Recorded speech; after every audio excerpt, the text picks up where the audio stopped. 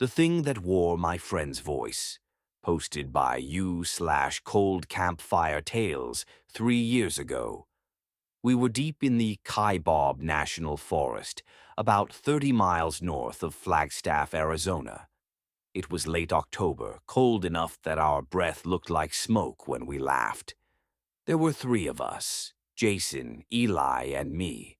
We'd been friends since high school, back when sleeping in the woods felt like a dare instead of a bad idea. I was 26 now, Jason 27, Eli 24. We weren't kids anymore, but sometimes you chase the ghosts of your youth. We'd picked a clearing about half a mile off an old logging road. No cell service, just pines, silence, and the low hum of wind moving through the needles. The air smelled like sap and cold dirt.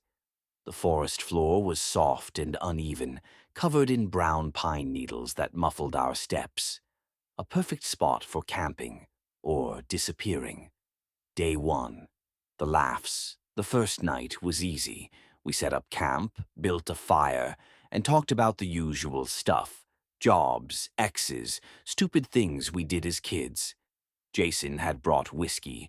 Eli had his Bluetooth speaker, and I'd packed enough jerky to feed an army.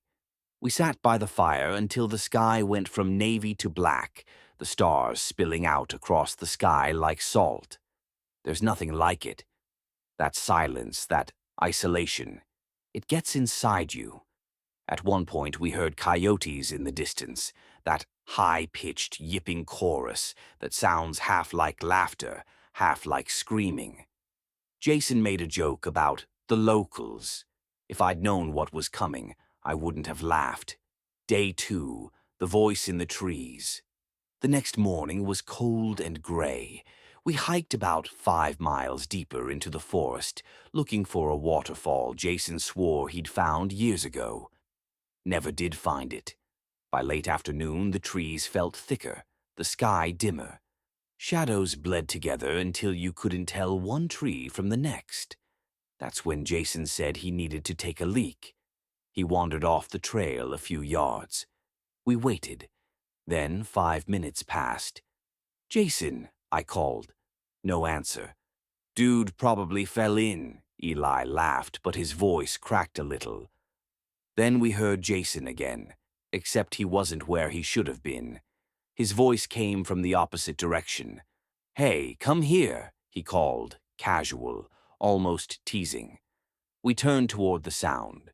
The woods were darker there, like the light didn't want to go. "Yo, Jason, you good?" Eli shouted. "Yeah." Jason's voice came again, closer now. "Come here." Eli started walking. I grabbed his arm. Something was off. The voice.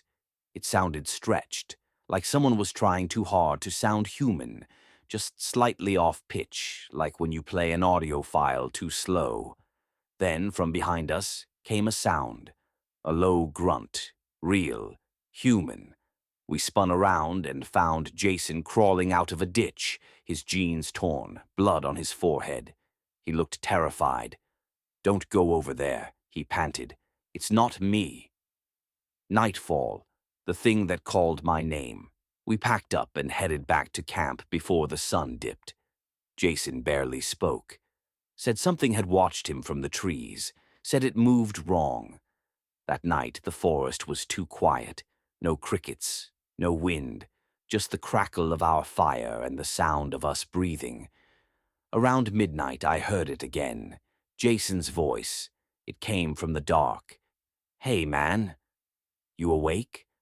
I looked over. Jason was asleep in his sleeping bag, across from the fire. The voice came again. "Come here." I didn't move. I just listened. Then Eli stirred. "You hear that?" he whispered.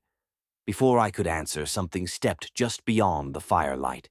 A crunch of pine needles, a silhouette, tall, thin, too long in the arms. When my flashlight beam hit it, I wish I hadn't looked. It was Jason. Same jacket, same boots. But its face looked loose, like the skin was just barely holding on to what was underneath. Its eyes caught the light and flashed white like an animal's. It smiled, the mouth opened too wide.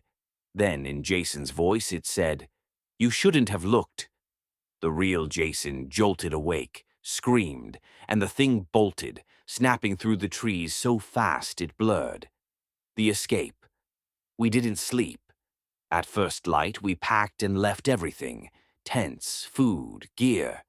We just walked until the trees thinned and the world felt normal again. When we got to the road, we didn't talk about it. Not for days. But 2 nights after getting home, Jason called me.